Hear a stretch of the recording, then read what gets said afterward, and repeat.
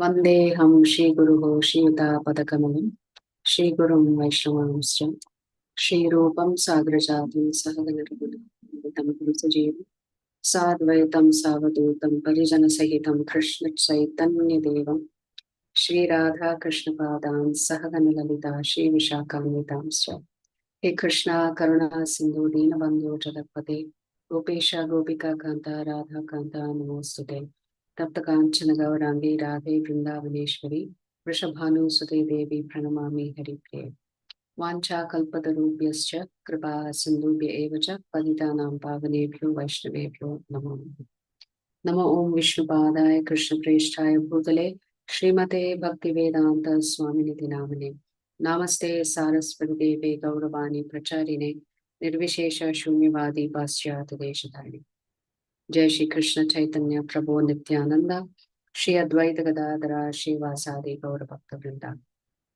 Hare Krishna Krishna Krishna Hare Hare Hare Rama Rama Rama Hare Hare Mukam karoti vachalam pangam langhayate giram yat kripatamaham vande Shri Gurum Dinakarinam Paramananda Madhavam Shri Chaitanya Ishwar. So Hare Krishna to all of you. Did all of you take Sankalpa today? Because I was not checking the names in Zoom a little earlier. Yes, no? On Akshaya Tritiya? Okay. So yesterday we completed chapter 15, which was titled Purushottama Yoga. Purusha Uttama means the supreme person, the yoga of the supreme person. And as we discussed earlier, the word yoga means connection. And the word supreme means somebody who is at the topmost level, and that is Krishna.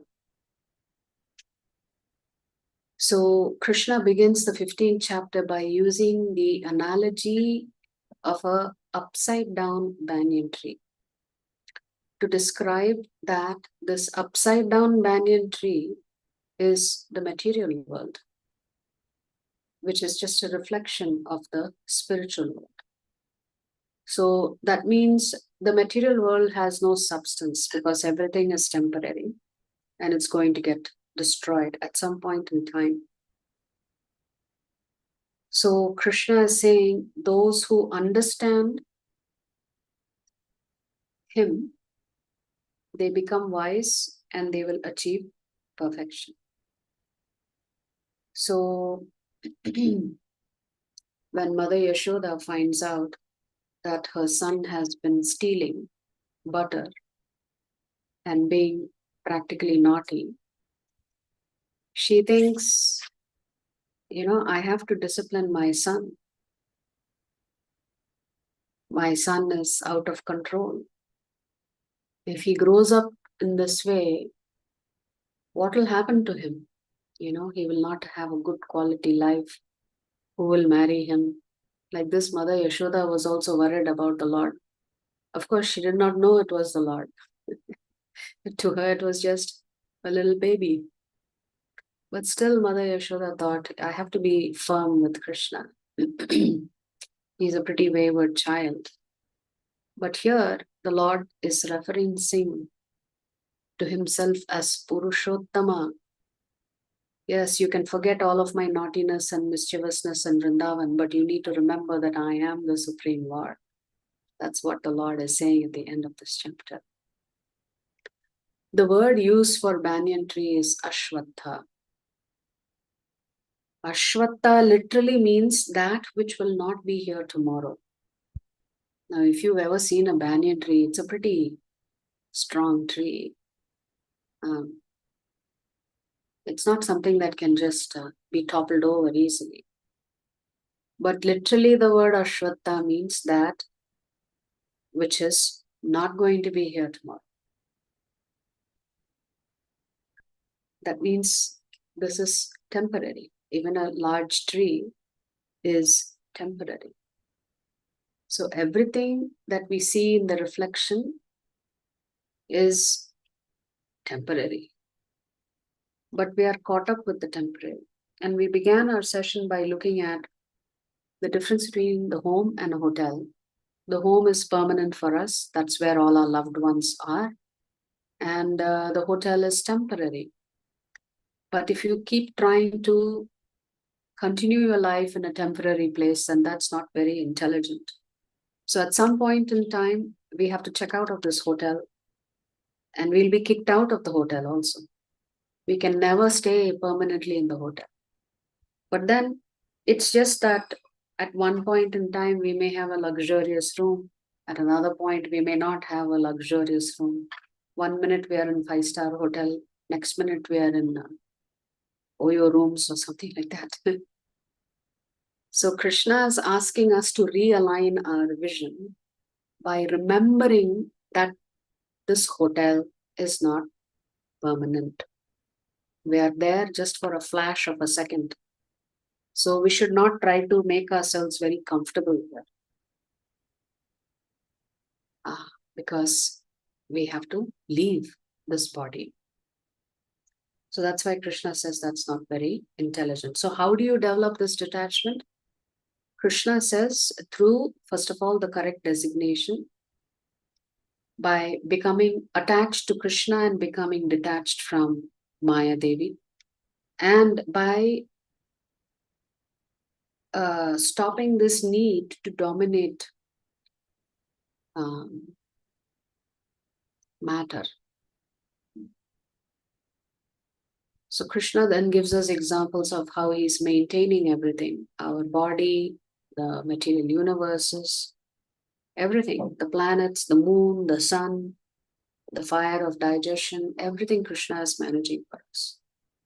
So he is also seated as Paramatma within us, and he says, remembrance, knowledge, and forgetfulness come from him. And the whole purpose of studying the Vedas and following the Vedas is to discover that Krishna is the Supreme Lord. That's the purpose of studying the Vedas and also following the instructions of the Vedas. And when we looked at the Trishloki Gita, Krishna talked about there are two sets of Jivatmas, the Nitya Siddhas who are always liberated and with Krishna, and the Nitya Baddhas who are trapped here in this material world. Beyond that, Krishna says there is another Supreme Personality. That personality is called the Paramatma, who is witnessing everything that you are doing and who is guiding you based on your desire. And finally, Krishna says, but I am Bhagavan, Shri Krishna. So essentially, we should not be trapped by the external world.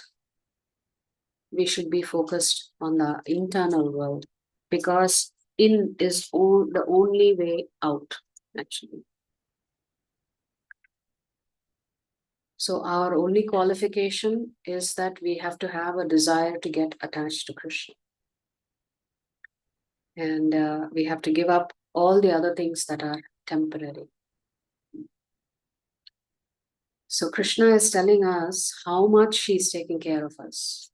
And but we don't care for him very much.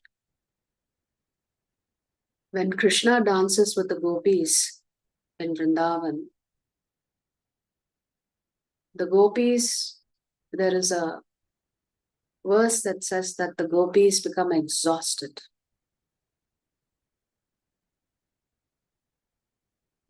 They were in such transcendental bliss. They were actually dancing for 4.3 billion earth years. That's how long the dance went on.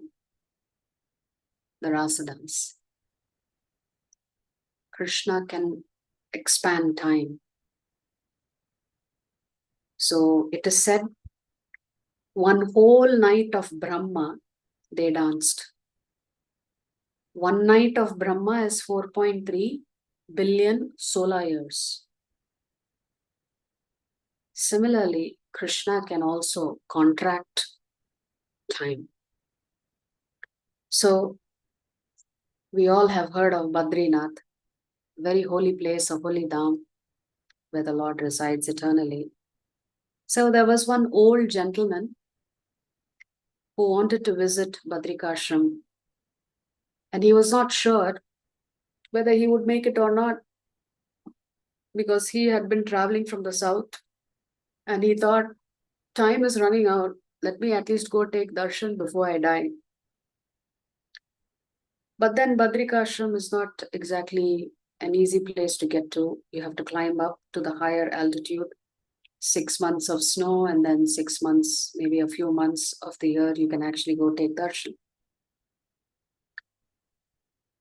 So the day he reached Badrinath, the darshan was closed that day. And he sees the pujaris and all coming down the mountain. And the priest tells him,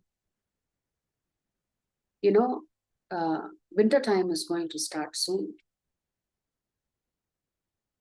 And the old man said, I don't think I will be able to get off the mountain now. I am too weak. I've spent so much time climbing. It's not possible for me to get down the mountain. So the pujari said, we'll pray for you. Sorry, we cannot help you, but we'll pray for you and hope everything goes okay. It is said that when the darshan is closed for 6 months, the demigods come and worship the Lord. So for those 6 months, the puja is going on, but it is not the earthly human beings who are taking care of the Lord. The demigods come, and it's their turn to worship the Lord for those 6 months. So anyway, the priest feels sorry and they all leave. So the old man is left alone. And he takes out his japa bag and starts chanting, because what else can you do? He's been abandoned. At the same time, he does not have the energy to go down. He's too tired. He decides, I will just wait it out here. So as he is chanting, in the night, he sees a white horse and a beautiful person sitting on that horse. And the person who's sitting on the horse climbs down and he says, what are you doing here? He looks like a warrior. And he says, I'm just stuck here, nobody's there. Darshan closed, I came too late. So the warrior tells this old man, let's just sit down and play dice for some time. So all night they played dice. And in the morning, the warrior says, I have to go now. You please take care of yourself. So the old man falls asleep. And when he wakes up, he sees the pujari and everybody coming back. The whole procession, drums, everything is, like a wonderful procession. The Lord is coming back. The deities are coming back. So he asked them, but just yesterday you told me you will come back only after 6 months. How come you are back today? And the priest asks him, what do you mean? How come you're back today? It has already been 6 months. And the priest asks him, how did you ever survive in this such a cold climate? And suddenly the old man realizes that it was the Lord himself who had come on that horse and played dice with him for a whole 6 months. But for the old man, it was like just a single night. So Krishna can expand time. Krishna can contract time also. That is why in the 11th chapter, the Lord says, time I am. Kalosmi, he says. Of course, there he means that he comes in the form of death. Now, we forgot to discuss the single word summary yesterday in the chapter. And I think the acronym was GPS, Goloka Positioning System. Essentially, what Krishna is telling us is, since we are trapped in this jail cell, this hotel room, how are you going to get out of the hotel and go back to the spiritual world? And remember I said, the 15th chapter is not for the bhaktas. It is for the jnanis. For them, Krishna is saying, this real banyan tree, he says the leaves are the Vedas, the twigs are this, that, and the other, and the branches are Dharma, Artha, Kama, Moksha.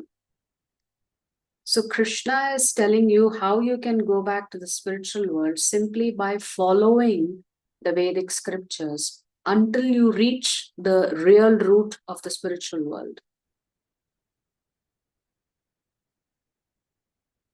So that means study of the Vedas is what Krishna is recommending in this particular chapter for those who are interested in following the path of Jnana Yoga. So essentially, we have to redirect our vision towards Krishna. If we don't redirect our vision towards Krishna, in the 15th chapter, Krishna is saying, then we will be forced to keep changing bodies. So the kind of ears we have will change. Krishna says the kind of nose we have will change. Our skin will change. Our looks will change. There's no guarantee that you will have a human form. If you don't redirect your vision towards Krishna, then you will continue to suffer. So Krishna is saying, don't be captivated by the power of Maya Devi. So this is the beauty of what all the Lord is doing for us. His Grace Chaitanya Charan Prabhu has a wonderful statement based on this chapter. He says, Krishna does everything for us even when we are doing nothing for him. Krishna does everything for us even when we are doing nothing for him. So if you want to go back to Krishna, using the path of Jnana Yoga, then you have to follow the Vedic scriptures. You have to follow the instructions in the Vedic scriptures. And slowly you will graduate.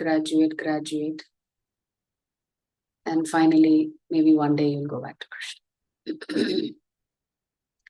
So therefore, Krishna is saying, if we are intelligent, we will develop the Jnana Chakshi, the eyes to see, the inner eyes to see and understand that we are actually suffering. So the single word summary for yesterday's chapter was GPS, Goloka positioning system. And to go back to Goloka, you may have to follow the path of the Vedas. That was the single word summary. So today we're going to start chapter 16. Chapter 16 is an interesting chapter. What is the title of the chapter on your poster that you got today?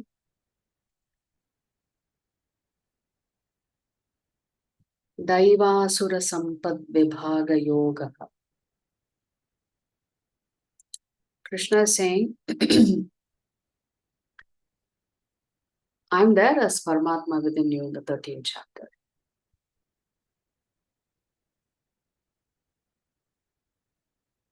In the 14th chapter, he says, but then you are troubled by these three prison bars, Sattvagun, Rajagun, and Tamagun. If you want to get out of this prison, then you need to reposition you need to re-enter the location. Not hotel, you have to enter the location home. And home is Goloka Vrindavan. And if you follow the Vedic scriptures and follow the instructions of the Vedic scriptures, you can also ultimately go back home. But because it's going to take time for you to go back home, in the meantime, you have to deal with the people here in this material world. What kind of people? Broadly, two categories of people, Krishna says. Some people are divine, some people are demoniac. Watch out. Make sure you know who you're spending time with. All along the Bhagavad Gita, Krishna has talked about the divine people. great people, great souls, great kings, self-realized souls, Dhridavratas. But he has not explained the demoniac people. So in this particular chapter, Krishna is going to focus for the first time on those who have a demoniac nature. Of course, he's going to contrast them with those who are divine. Daiva means divine. Asura means demoniac. Sura means divine. Asura means demoniac. So there are only two types of people, Krishna says. So that means Krishna has talked about Nitya Siddhas who are in the spiritual world. He has talked about the Nitya Baddhas that are trapped in this jail cell. But even among the Nitya Baddhas, there are two kinds of personalities. Those who are divine, those who are demoniac. So Krishna is saying you have a choice. You want to spend more time with the divine or you want to spend more time with the demoniac? So that's the choice you and I have to make in our life. How do you want to spend our time? So Krishna talks about the 26 divine qualities that his devotees have. We'll just quickly read these qualities. Fearlessness, purification of one's existence, cultivating spiritual wisdom, charity, self-control, performing sacrifice, study of the Vedas, austerity, simplicity, non-violence, truthfulness, freedom from anger, renunciation, tranquility, aversion to fault finding. Aversion to fault finding. That's a dangerous territory for us because we have a tendency to find fault all the time.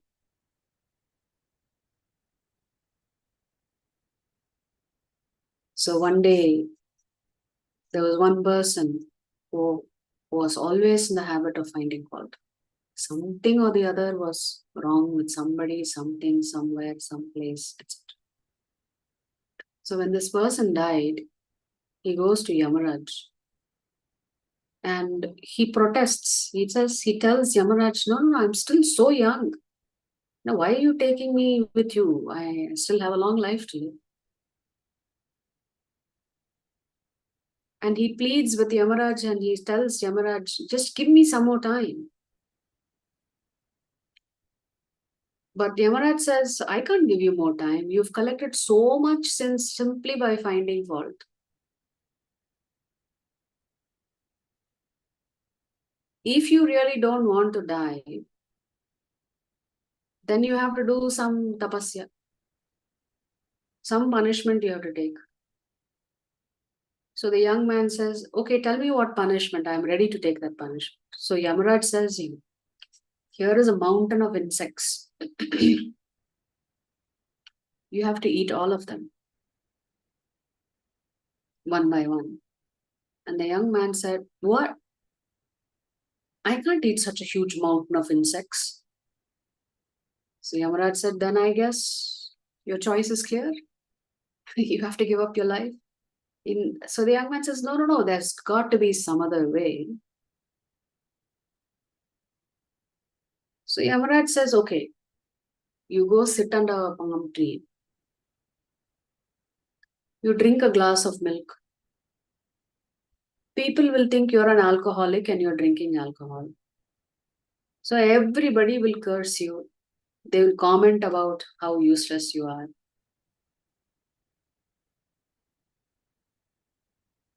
How much you are wasting money. How you are irresponsible. Even though you are drinking milk, they will, because you're sitting under a toddy tree, on the palm tree, they will think you are drinking toddy. So they will curse you, call you all kinds of things. So you know what will happen then? Immediately, they will, because they found fault with you, all your sins will pass on to them. So we have to be careful about finding fault with others because Krishna is a tricky personality. You'll figure out how you will get it back.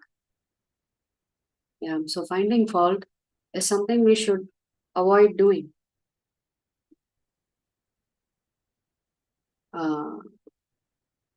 So in this way, we have to be careful about seeing only the bad things in others.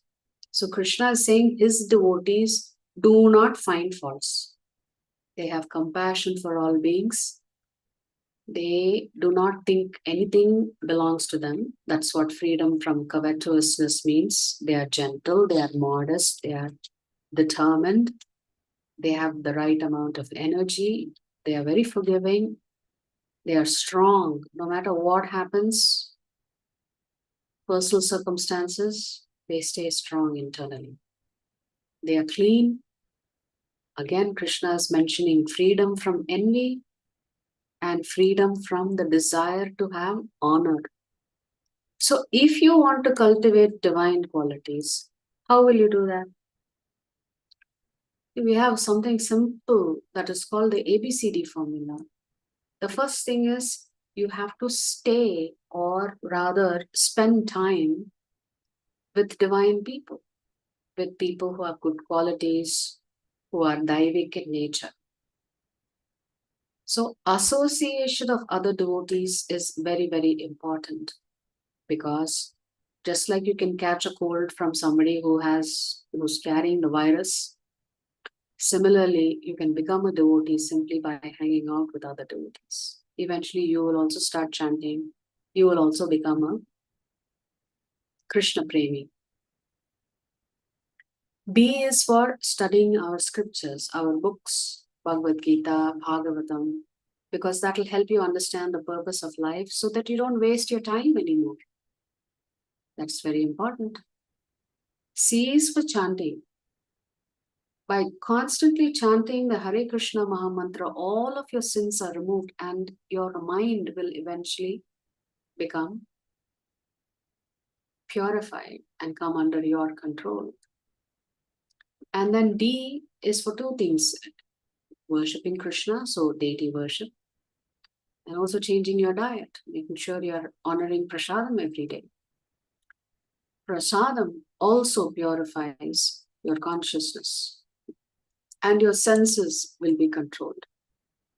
So Krishna has talked about 26 divine qualities in the first three shlokas. How many demoniac qualities Krishna is saying are there in us?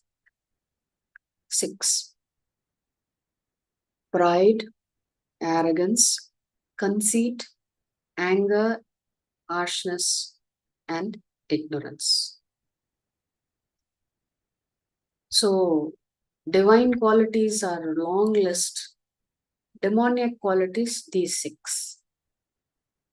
Again, pride, arrogance, conceit, anger, harshness, and ignorance.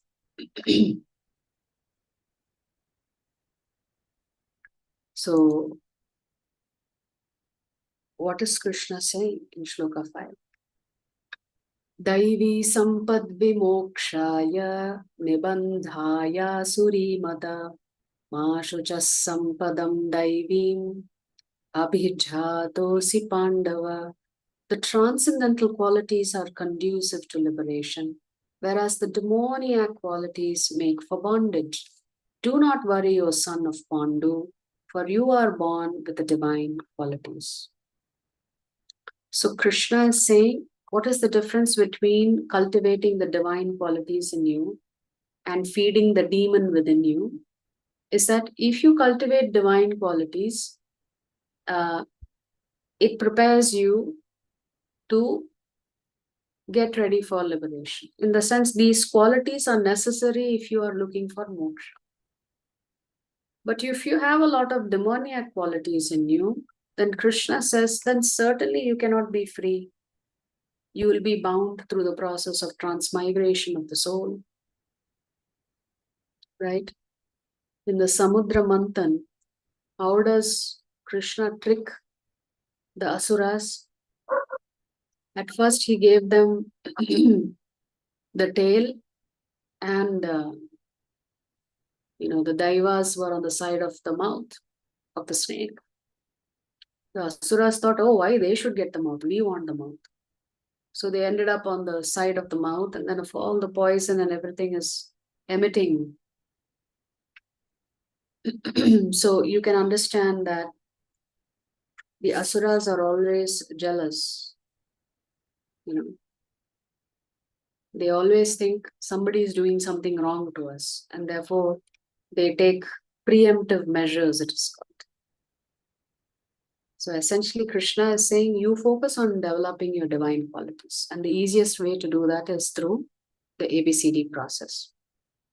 In the 7th shloka, Krishna is saying, Pravrittim cha nivrittim cha janana vidur asuraha na shaucham na pichacharaha na satyam teshu vidyate.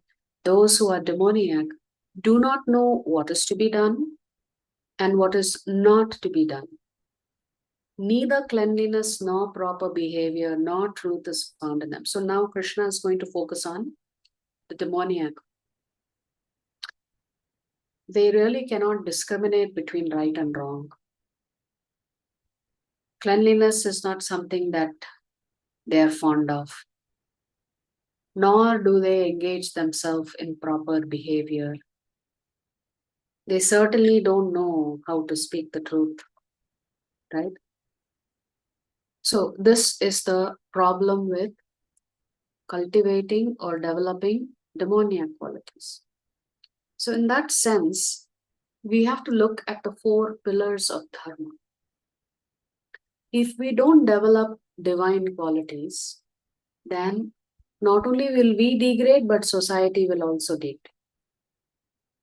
So our Shastras say that dharma is held up by 4 legs, 4 pillars. So you could say the first pillar is austerity or tapaha. The second pillar, you could say, is cleanliness, shaucham. The third pillar is mercy or compassion, daya. And the 4th pillar is truthfulness or satyam. So these 4 pillars of dharma can only be prevalent if the people residing in that particular society are practicing this. They are practicing truthfulness, compassion, austerity, cleanliness. If these 4 things are not there, then you are not going to be able to control your senses, and therefore this degradation that is listed on the right hand side happens. So cleanliness is associated with illicit relationships. Similarly, austerity means being able to deprive yourself of those things that are not good for you. So intoxicants are not good for you. Therefore, to avoid intoxication is an austerity. Similarly, compassion is linked to meat eating. If there is no compassion in us, then we will have no hesitation in killing other jivatmas to satisfy our desires. So if meat eating keeps increasing in society, the amount of compassion that we have for one another will reduce. So these are all very finely balanced equations. If there is too much intoxication, that means there is less self-control in the human beings. If there's too much illicit relationships, then cleanliness will keep degrading in society. Similarly, if there is too much gambling, in order to gamble, you have to take a risk, you may have to lie to win. So if there is too much gambling going on in society, then truthfulness also reduces. So if we don't want society to degrade, then we have to make sure that we are keeping alive the four legs of dharma by cultivating those characteristics that will enable the legs of dharma to hold strong. So in a whole set of shlokas, from shloka 7 to shloka 20, Krishna talks about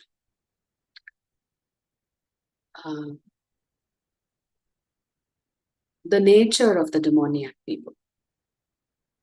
So first he says they have no sense of what should be done and what should not be done. They always somehow manage to get things wrong. They will do the exact opposite of what a dharmic person would do. Why? Because they've never bothered to follow scriptures, or they are extremely selfish people, Krishna says. Their behavior is abominable, Krishna says. Truth cannot be found in them. Cleanliness cannot be found in them. Definitely mercy will not be found in them. They have no ethics, no morals, Krishna says. So such people, Krishna says, are demoniac in nature. So Krishna is describing here in a couple of shlokas that we have selected. They believe that to gratify the senses is the prime necessity of human civilization. So Duryodhana thought, either I have the kingdom or nobody has it. Definitely the Pandavas cannot have it. That means he was thinking, I, me, mine. This is demoniac nature. Thus, until the end of life, their anxiety is immeasurable. He was always worried about the Pandavas.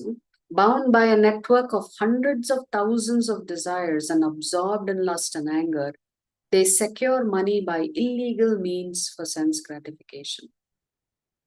So Krishna is saying sometimes we degrade so much the demons will steal even from their own family members just to satisfy their senses.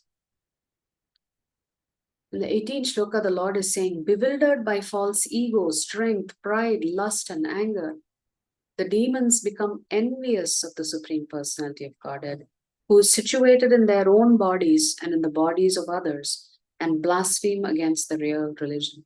Just like Krishna is saying, I am taking care of you so nicely in the 15th chapter. Even though you don't care for me, I still care for you, I give you everything. Krishna is giving example of what a demoniac nature does. They become envious of God, the Lord who is residing within their own body. Because if the Lord is not within your body, nothing can happen. And therefore they end up blaspheming religion. So the first step in the treatment is diagnosis. Check if one has these thoughts and uproot them with the help of Krishna. So there was one government official who had a habit of accepting bribes. And his friends used to tell him, you know, what you're doing is wrong. Because if you continue to accept bribes, you will continue to accumulate so many sins. And the worst thing is, people don't understand when they accept bribes, their family also has to take that karma. So people are so brazen today, they are ready to accept any bribe without even one single thought of what will happen to me karmically. They are such asuric people. So anyway, some friends told him, see, what you're doing is wrong. You are going to have to pay a heavy price for this. Not just you, your family also. But he never listened to them. So finally, he retired from government service. And they told him, see, when you retire anyway, you'll get pension. Why do you need all this extra money now? But he does not listen. Later, when he gets older, he gets diagnosed with some very severe disease. And to treat that disease, he has to go overseas.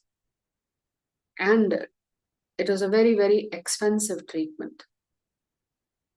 So all of the bribe money that he had collected over many, many years, was simply used for treating his medical condition.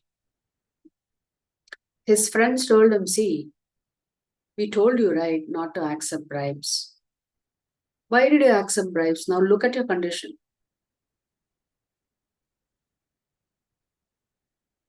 To which the retired government official says, had I listened to you and not taken the bribes, who would have, where would the money have come for treating this illness?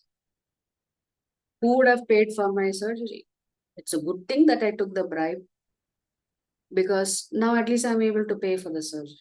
So see, even when you argue with them that there are actions and reactions and consequences for your actions, they still act like, I didn't do anything wrong. So this is demoniac in nature. No amount of logic, rationale, reasoning can appeal to them. So essentially, Krishna is saying we have a choice to make in our life.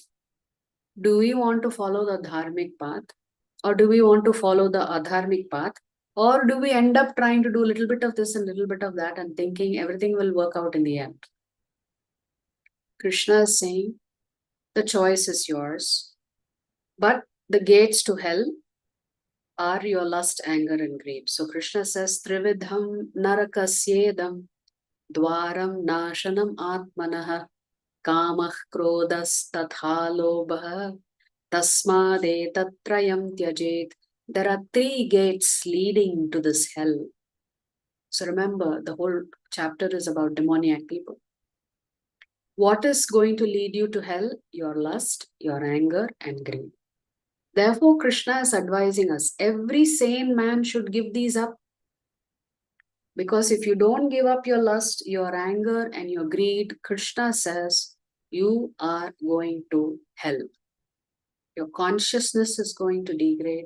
And therefore, the soul has to accept bodies that are lower in the species. Or the soul has to go to lower planetary systems to be punished.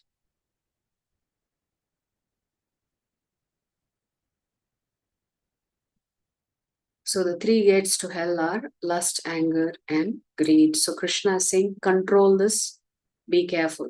If you don't control these 3, then you are constructing the road to hell for yourself. Yashastra vartate kamakaratah na sasiddhimavapnoti na sukham na param gatim. He who discards scriptural injunctions and acts according to his own whims attains neither perfection nor happiness nor the supreme destination. So Krishna is concluding now. What is Krishna saying? If you choose not to follow the scriptures, because Krishna has talked about the Vedas in the chapter 15, that how the real banyan tree is full of Vedas and it will take you upwards and directs you towards the spiritual world. So if you disregard the scriptures and you think I can do whatever I want because I have free will, I have a little bit of free will, I have a little bit of independence, I'll do what I want, who can stop me? Then Krishna says, definitely you will not be happy here, you will not get perfection here, nor will you be able to go to the spiritual world. So for us, the choice is clear. Do we want to follow Shastras or we do not want to follow Shastras? Do we want to go towards Krishna or do we want to go further and further away from Krishna and towards hell? Do we want to be happy or do we want distress? Do we want to achieve Krishna Prema or do we want to go further and further away where we can happily also be envious of Krishna? So if we want to escape the gates of hell, then we need to follow the scriptures. So Krishna is essentially saying, you do this, then you'll be all right. You follow the scriptures. So which scriptures are we supposed to follow? 2 primarily. Bhagavad Gita, because that's the Lord's instructions to us, and Srimad Bhagavatam, because that's the Lord's pastimes with his devotees. So tasmat shastram pramanam te karya karya vyavasthitau jnatva shastra vidhanoktam karma kartum iharhasi. So Krishna is saying one should therefore understand what is duty and what is not duty by the regulations of the scriptures. Knowing such rules and regulations, one should act so he may gradually be elevated. So if you want to follow a step-by-step process, Krishna is saying, then you adhere to what the scriptures tell you to do and what the scriptures tell you what you should avoid. So Krishna is saying, know what are the rules and regulations. If you follow the rules and regulations, then you will gradually be elevated until you're ready to go back to the spiritual world. So there was a person who was very, very miserly. If someone asked him for something, he would always point to the neighbor's house and say, go get it from there. So one day he dies and he goes to hell. And he's put into hot oil as part of the torture regime. His whole body gets burnt except for the tip of his finger. That one tip of that finger is showered with chandan. And at that time, Chitragupta comes.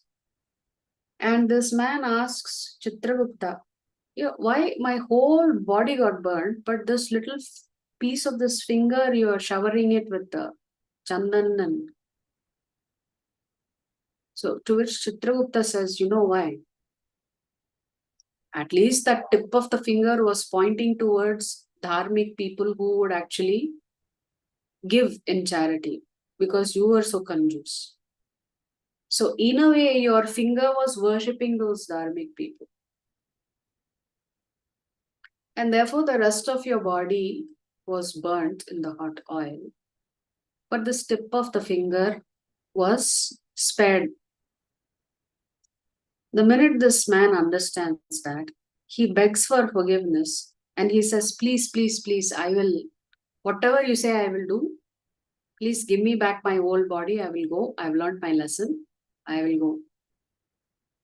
So Chitragupta says, okay, fine. Since you have asked for forgiveness, I will let you keep your body. You can go back. So this man goes back in his body. And now some rishi comes knocking on his house asking for bhiksha. At this time, he has learnt a lesson. He's not going to point a finger at his neighbor's house and say, go take bhiksha over there.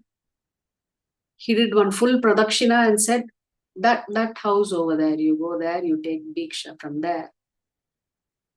So what was he thinking?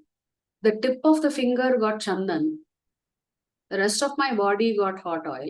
This time I'll use my whole body and point to the neighbor's house. So the rishi can go and take bhiksha over there. So essentially, the point being made is that some people just don't learn. No matter how much you try, how many chances you give them, you will observe that they just make the same mistake again and again and again. Such people are demoniac in nature. They're completely ignorant. Yeah. So essentially, Krishna is saying we have to follow the Shastra. We cannot make our own rules. So there are two ways in which rules comes to us. Shruti and Smriti. Shruti is precisely what Krishna is telling us. Smriti is what acharyas are telling us based on their realizations of what Krishna wants from us. Right? So acharyas make shastras easy for us to follow by simplifying the instructions for us. Therefore, it is important to follow scriptures. So we should not deviate from scriptures, as Shripad Adi Shankaracharya said in the Gita Mahatmya that we read in the first chapter when we did Gita Shastram Idam Punyam. So when we read the Bhagavad Gita, it's purifying. When we read the Bhagavatam, it is purifying. When we hear Hari Katha, it is purifying. When we chant the holy names of the Lord, it is purifying. When we honor Prasadam, it is purifying. When we do Seva in the temple, it is purifying. So everything that we do, that Srila Prabhupada has given us the rules and regulations, are all meant to purify us. So that we can also develop the divine qualities that are necessary for us to go back to Krishna. So the single word summary for today's chapter was inmates. See, in the other yugas, the divine and demoniac may not have stayed on the same planet. So it is said in the Satya Yuga, the demons will all reside in one planet, the devatas and all the pious people resided in completely different planets. So there was not that much opportunity for them to come in contact with each other.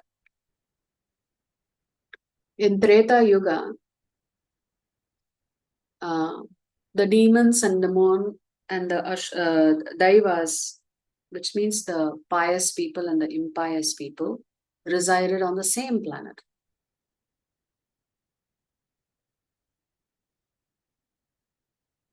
For example, Lord Ram and Ravana. Hiranyakashipu invaded the planets of the Devas and took over their positions and roles. So the Devas were on different planets, Hiranyakashipu was on a different planet. In Dwapar Yuga, the demons and demoniac and the divine were in the same family, as is the case of the Kurus. You have a few people who are very pious in the Pandavas, and the rest of them are rotten, like the 100 brothers. And in Kali Yuga, both the divine and demoniac reside in a single person. That means Krishna says, Paritranaya sadhunam vinashaya cha dushkritam dharma samsthapanarthaya sambhavami yuge yuge. So when Krishna says, I come to kill the demons, in Kali Yuga, he cannot kill the demons because every one of us is a demon. So if Krishna has to come, he has to be very clever. He cannot take the Sudarshan Chakra and chop all of us because all of us will die.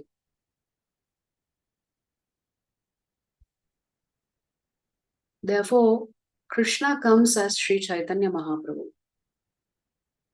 And the weapon is not the Sudarshan Chakra. The weapon is the holy name. So in Kali Yuga, whoever chants the holy name, they will develop divine qualities. Whoever doesn't chant the holy name, they may be in very difficult situations in future life, in the next life. Because in Kali Yuga, every one of us have some divine qualities and some demoniac qualities. So to eliminate the demoniac qualities, we have to associate with devotees, we have to read the holy scriptures, we have to chant, we have to change our diet. And simply by doing all of this, Krishna is saying, you will no longer be considered an inmate in this prison. You will be considered a divine person who just happens to be in the prison on the way back to the spiritual world. So that is essentially the crux of today's chapter. Krishna is saying, be careful. Don't feed the demoniac nature that is there within you. get rid of this lust, anger, and greed. Because if you don't get rid of this, then you are paving the path to hell, to hellish life. So that's the essence of the 16th chapter. Tomorrow we will do the 17th chapter.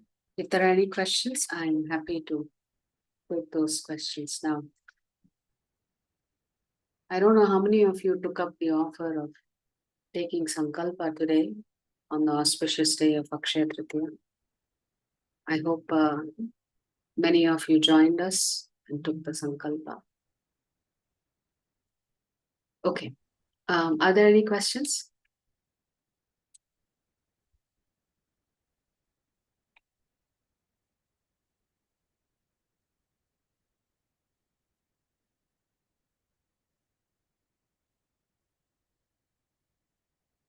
Okay. Why are the other gods named as demigod?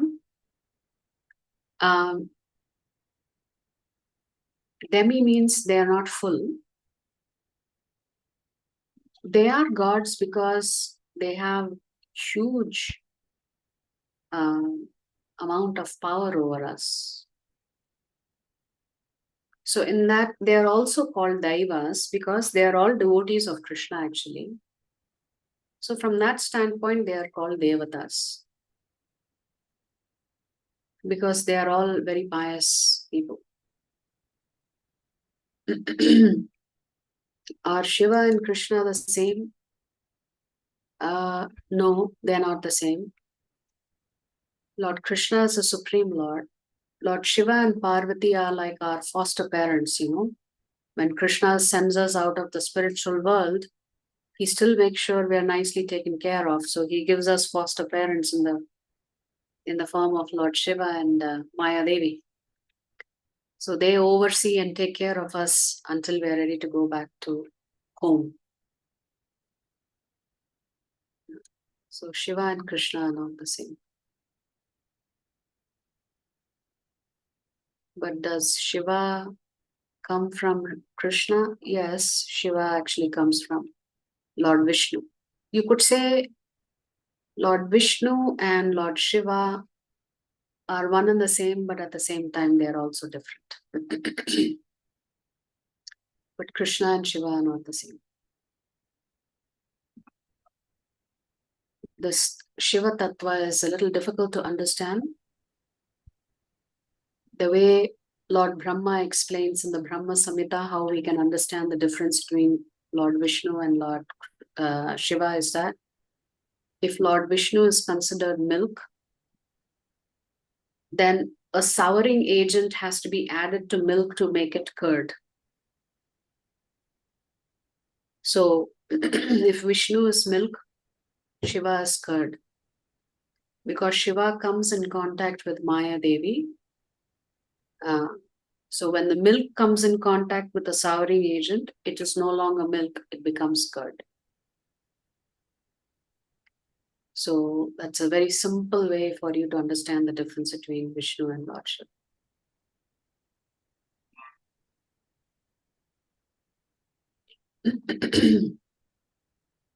Yeah, this world exists because in Maharashtra we have a god called Vithala. Yes. And there are a number of followers, and you know that we have Wari procession. Yes. People, they go by walk to Pandharpur. Correct. For Vithala. For Ashad Ekadashi, I think they Ashad all Ekadashi, yeah. Yes. Right. If you see the Wari, you get really, amazed to see the bhakti overflowing over there. Yes. Very simple people, but very pious people. Very pious, yes. Yes, so much faith they have in the Lord. Right. Yeah. It's the educated people who are who are skeptical, who have so many doubts. Correct. So in now educated people are also going. Yes. Yeah, we have IIT Delhi, Dindi. We call it Dindi over there. Acha? Yeah. So we have in Bombay IIT. So they go to Pandharpur by walk. Anyway, it is predicted. Yeah, credited. That Yeah. dharma will Yeah. go up and increase in India. Yeah. Actually, Yeah. generally all over the world. In the next 2 years, you will see more and more people turning to spirituality. Yeah. Mhm. It's already predicted. Chaitanya Mahaprabhu said that the Harinam Sankirtan movement will go on for 10,000 years. Yeah, it is long back, thousands of years it is going. From Jnaneshwar, Tukaram, all these people, they used to follow that. Yes. So another 9,000 years of practicing Krishna consciousness is still there. Yeah, I know. Yeah. So yes, we can all do our part by Sure. becoming dharmic. Yeah, I was in Bangalore. Basically, I used to visit your temple there. The one in Rajaji Nagar? Yeah. No, not Rajaji Nagar. It is the Hanuman temple is there. I think so. What address you are saying is the same. I think so. It is on the hill, top of hill. Yeah. So that would be either Rajaji Nagar or the newer one that has come up on the outskirts. Yeah, newer one. Yeah. Very nice. Okay. Any other questions? Thank you. Thank you, Pradeep. Yeah, Krishna Mataji. Hare Krishna. Hare Krishna. Any other questions or comments or thoughts or realizations?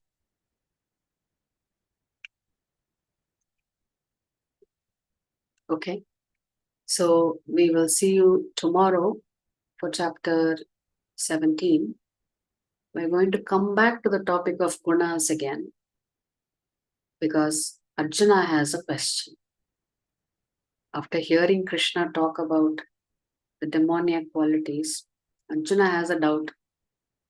So the 17th chapter will begin with Arjuna's question and Krishna's response to that question of Arjuna's. Yeah. So Arjuna is going to ask an interesting question. So join us tomorrow for chapter 17. Vancha kalpatarubhyascha kripa sindhubhya eva cha patitanam pavanebhyo vaishnavebhyo namo namaha. Ananta Koti Vaishnava Vrind ki jai, Jagat Guru Srila Prabhupada ki jai, Srila Gurudev ki jai, Shri Shri Gauranatai ki jai. Hare Krishna devotees, thank you very much. Hari Bol.